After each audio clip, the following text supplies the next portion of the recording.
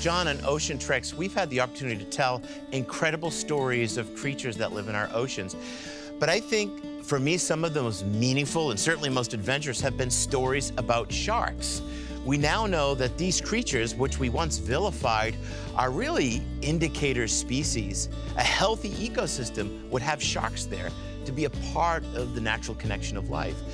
For Princess, how important is the marine life story, especially with sharks? Oh, it's incredibly important. Princess is a world cruise line, and our guests travel the world to see the diversity in these ecosystems, which is amazing. So whether you're talking about the whales in Alaska, the dolphins, the sharks in warmer climates, it is in our best interest to protect these environments for decades to come.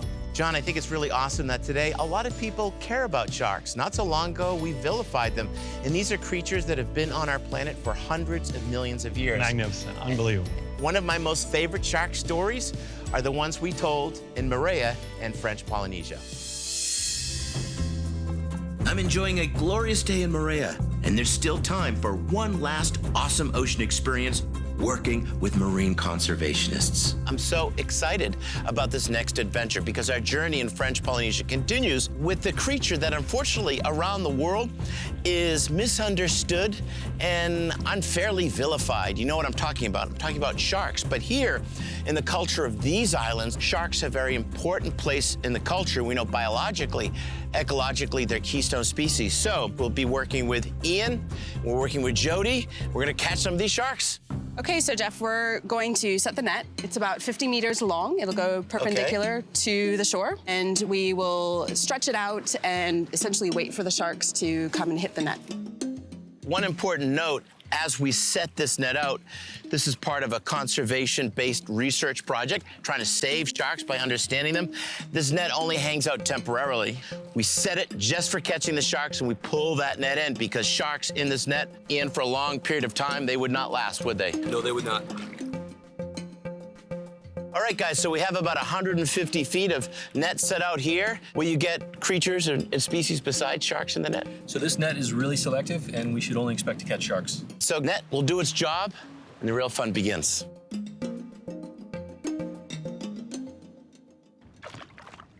Okay, Jeff, I think there's something moving right here.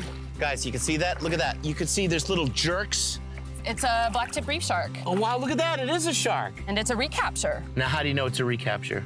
This tag right here, this yellow tag, that means that we've captured it before. So we have our shark. What do we do now? We're gonna work it up. So as soon as I get to land, we're gonna run up to the blue coolers and the one with water in it, we're gonna put the shark in. He just goes in there, Jody? Yeah, he goes in there. This is a small shark. It's a baby. So we've got a lot of work to do.